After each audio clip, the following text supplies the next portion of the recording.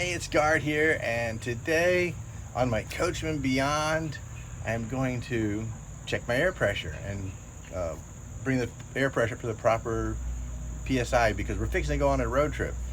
Anytime you go on a road trip, you should always make sure your tires are properly inflated. And it's cold. You don't want to be driving and check them. You want them to be sitting there overnight. Let them be what they call cold. That way you get a proper reading on your tires. So in order to check my tire pressure, first of all, I do have a TSE monitor, and it shows these two tires right here as being 60 and 51. So the inside tire shows me 51 pounds per square inch. The outside is 50 and 51. And on the driver's side, I got 51 and 51. My front tires show to be 60 and 60. So we're gonna be going up north. It'll be a little bit colder. I normally would set this at 55. I'm gonna just put it at 56. So I do have these monitors on here. These are the sensors. So I have to take these off. Let's see. Loosen that little screw up. There's a nut on there. And it's gonna bleed out a little bit of air when you do that. This is what the TST tire sensor looks like. This is not the flow-through one, but the other one. I really like these. And since I just took this off, it says, wow, you just lost all your air pressure. So I'm getting an alarm now, and it says that tire has got 0 PSI because there's no pressure on that. So that's how quick this works. So we're gonna silence that. And it said, I think it was 51 PSI. I think it's what it said it had in it. This is a little Jayco tire pressure, tire gauge. I like it because it's digital. It's got a bleed valve on it and an angled top on it here. So we push that on there, and it says 51.2. So it read 51, so it's pretty close. And I'm gonna put my air in with, this is a Merlin inflator, and it's got, you can put the air in this way or this way. So on this side I can do that. Sometimes if you have a tire, you have to reach inside and pull it on this way. I don't have to on my wheels, but sometimes you do. So you need a inflator like this. And we're just gonna, I got my air compressor hooked up. Okay.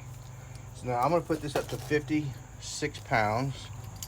And it does have a little gauge right here on the handle here. So I push that on. Squeeze the little handle here.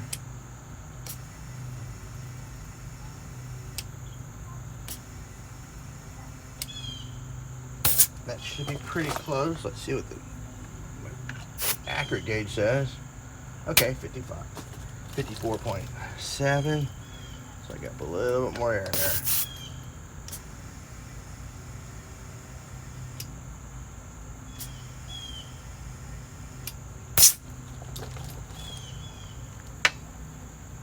It's got a little bleed valve here, so there's some pressure in there. I can take that out. Let's see. Okay, so I'm 56. So I want to come down just a little bit. Okay, so now I'm at 56. Pretty simple. I gotta put my locking nut back on for my TST tire pressure monitor. Put this back on. And I tighten this nut up, and that locks it on there to kind of help prevent someone from stealing them, because they are kind of expensive. And now that wheel, it'll take it a minute to register again. It's kind of hard to see out in the sunlight.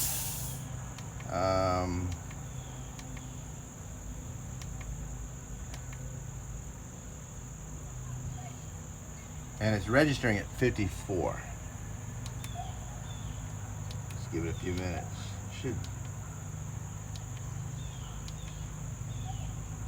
Yeah, it says 54. It's kind of weird. But anyway, it was on before. So now we're going to do the next wheel. Now it's up here. Okay, so the next one's up in here, and it's facing this way. It's facing toward the camera. So let me go ahead and give it back to Deb. And I'm gonna take this off. Loosen that nut up.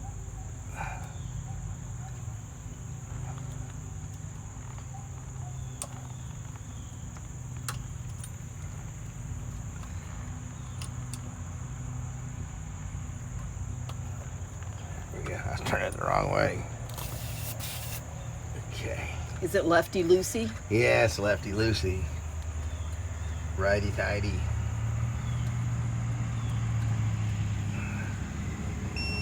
Okay, and I just took that sensor off. So it says, I just lost all my air pressure in that inner right rear tire. So I'll silence that. And let's just see what the pressure says. Before it was saying 50, I think, on that one, and 51.8. So let's just give it some air.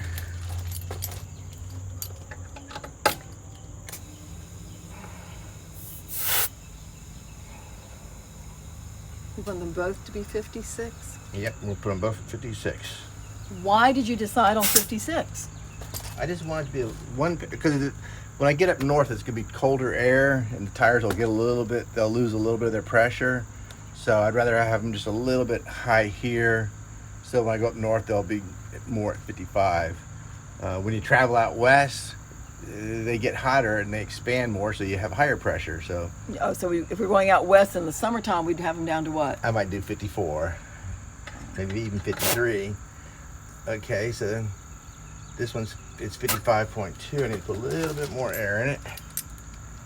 Are you going by the sticker on the door jamb? Is it to Yes. what? Yeah, I don't go by the tire pressure because the tires, they say 70 PSI, but Coachmen puts a sticker on there, and the Ford van, it tells you what to use for tire pressure.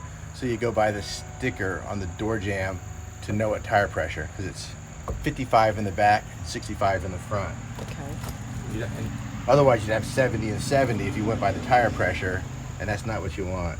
What would happen? Your tires would wear out, right? Well, it's just Would they blow out? the vehicle loaded. It knows what the tire pressure, what the tire should be set at. Okay. Yeah.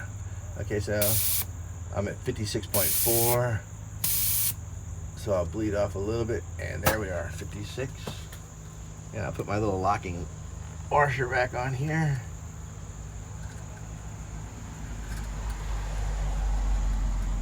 And you might have noticed I'm sitting on some Reflectix. I love this Reflectix stuff. It's a little bit of cushioning. I got it folded 2 layers thick because it just kind of makes it a little softer to sit on when sitting on the concrete out here on the driveway.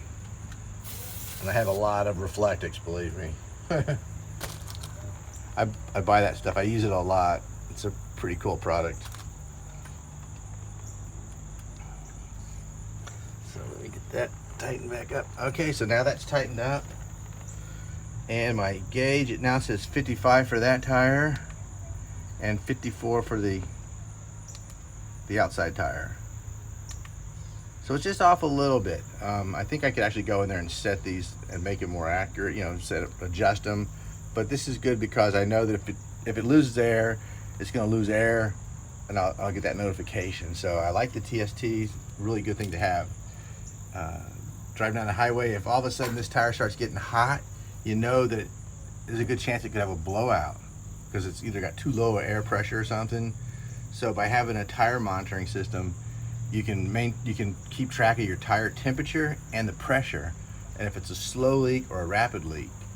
Because if you're driving 65 miles an hour down the highway and this thing goes off and it says it's over temperature, that's a good time to listen to some electronics and say slow down really quick and pull over. Because if you didn't know and you kept driving with a really hot tire, it could blow out on you. So this is a very important thing to have, and along with the proper tools to measure your air pressure and to install, put air in the tire. So now I'm gonna go and I'll do the rest of the tires myself off camera, just getting ready for our trip coming up.